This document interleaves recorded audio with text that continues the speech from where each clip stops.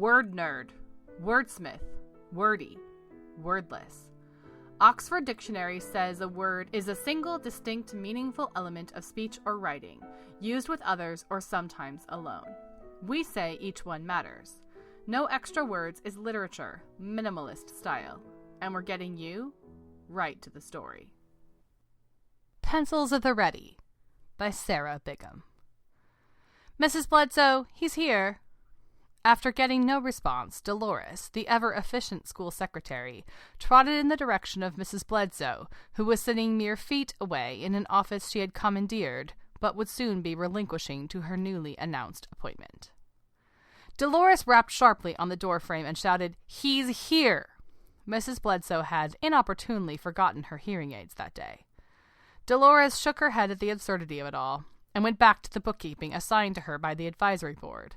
The same advisory board that had entrusted Mrs. Bledsoe with the task of greeting the new headmaster, Trevor Hoskett, who was now in the academy's parlor, occupying the one comfortable chair to be found on the entire property.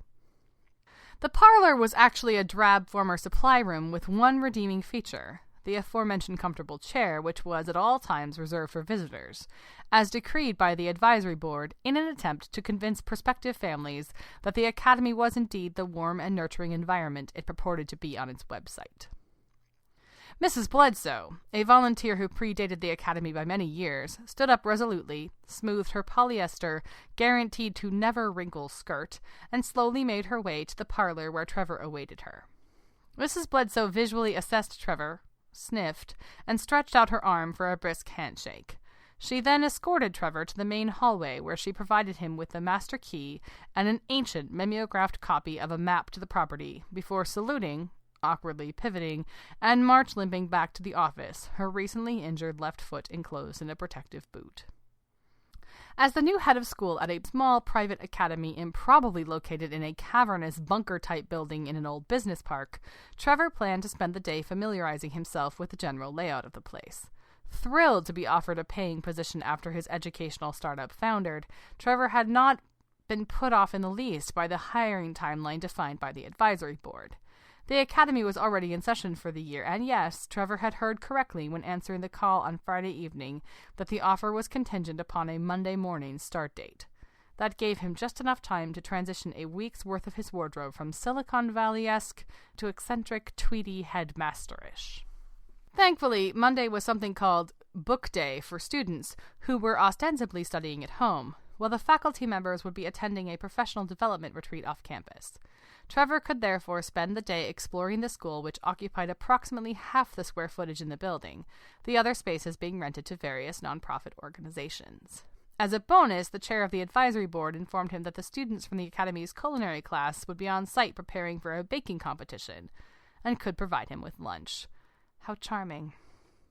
Just before noon, Trevor was meandering down yet another endless hallway, happily anticipating the noon meal, when he spotted a meeting of the nonprofits. Straightening his tie, Trevor waited for a break in the discussion, looking forward to an opportunity to introduce himself to those with whom he would be sharing a building.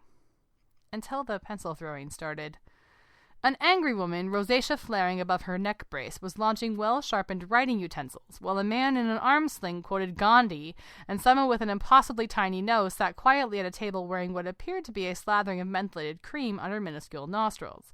The only other attendee still seated was drinking coffee from a cracked mug that dripped rhythmically onto an open laptop. Just outside the window, a woman feverishly smoking in the bushes screamed about the property's tobacco policy, as another participant paced along the walls humming the 1812 overture. In response to some kind of inaudible signal, several people in the motley group yelled unintelligible things towards others in the room, after which everyone exited out a side door racing toward the parking lot. Trevor whirled, attempting to flee unobtrusively, making mental notes to avoid such gatherings in the future and to speak with the advisory board about the suitability of having such individuals in close proximity to children, when he heard the rattle of misaligned metallic wheels on a rickety cart heading his way, preceded by a stench, and followed by Mrs. Bledsoe and the thwack of her walking boot. "The culinary arts teacher called in with the gout earlier this morning," she shouted to Trevor, "so I oversaw lunch preparations today. The students were kind enough to show me the freezer chest of surplus items in the kitchen. It seems the chef is an avid outdoors person." Trevor's stomach stopped growling. "Ah, too bad they have left," roared Mrs. Bledsoe, peering over Trevor's shoulder. "The retreat contract was revoked last minute, so they met here instead. You'll have to introduce yourself tomorrow, I suppose." Trevor slowly realized he alone would be eating the crock pot of trout stew, as the faculty had just departed without lunch.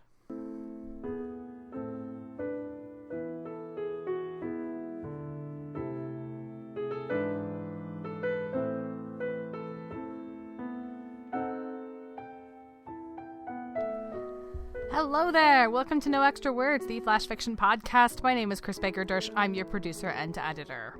It's good to be talking to you again. You guys have been receiving this according to our regular summer schedule, but for me, I did a big batch of these before going on vacation, and I'm now sticking on my headphones and talking into the mic again now, having come back from 2 weeks away. So it's nice to be back here in my little studio downstairs talking to you guys on the mic.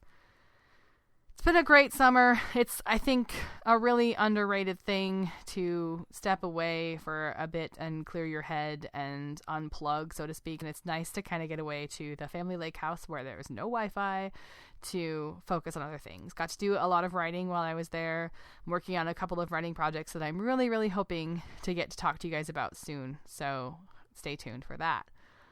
The big announcement of the show is that we are open for submissions again. We've been closed for submissions for almost 2 months just to kind of get caught up and get our feet underneath us. We are currently reading flash fiction submissions again, so come visit us over at noextrawords.wordpress.com if you've been waiting to send us something. We would love to see that. Specifically, we're looking for things that are going to be broadcast in November and December, so if you've got some of those cool, lighter stories that pair well with holiday content, they don't have to be holiday stories, but would love to see those. Today's stories have a little bit of a flair of back to the grindstone to them. I spent 4 years working in a private school environment, and so Sarah Bigham's Pencils at the Ready really resonated with me for reasons I probably shouldn't even talk about, but just the idea that it's the prospective parents that get the comfy chair. Just in an instant, I was in that world and knew what was going on, and I love the world building that Sarah does in her story. I mean, you can smell that trout stew coming down the hall. Coming up, Just a Microwave Dinner. I bet you can guess, even by that story's title, that Just a Microwave Dinner is about more than just a microwave dinner. And there's more to your microwave dinner than just a microwave dinner. So thanks a lot to Sarah Bigham and J. Paul Cooper for sharing their stories with us today. We are headed into a stretch where we are going to do a lot of these 2-story shows, which is kind of fun. It means, you know, I love, you guys know I love microfiction. I love super shorts, but 2-story shows give us a little longer of a story to sink our teeth into, and it's really fun to get to pair 2 stories side by side and really compare, contrast them. So we're looking at a whole slew of those coming up, and after Labor Day, we are going to go back into our broadcasting shows weekly. So it's been a great summer. Keep chugging along. Stop by, say hi to us at noextrawords.wordpress.com, and I'll see you guys in a couple of weeks. Take care.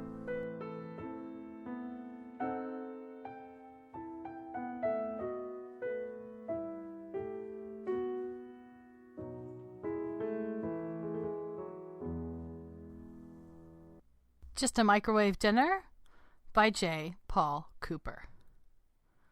Sorry if I've startled you by sending an unexpected text. I'm LX45/A1, and I've been watching you through the security camera in the lunchroom. I probably shouldn't be commenting. Computers like myself are supposed to work in the background and never be heard from. And yet I'm so tired of people taking all our hard work for granted, especially when it comes to how we are involved in the careful, loving preparation of their food. Take, for instance, that microwave dinner with pasta and vegetables that you brought with you to work this morning.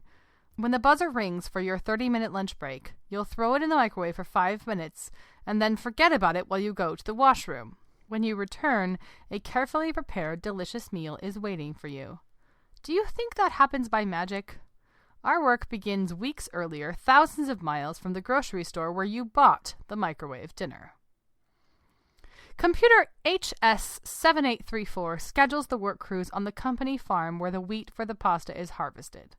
The employees who drive the combine harvesters are assigned employee numbers because they need licenses to operate the equipment.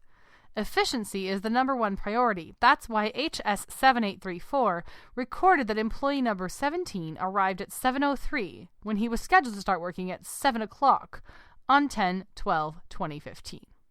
This type of data is recorded because we care about you.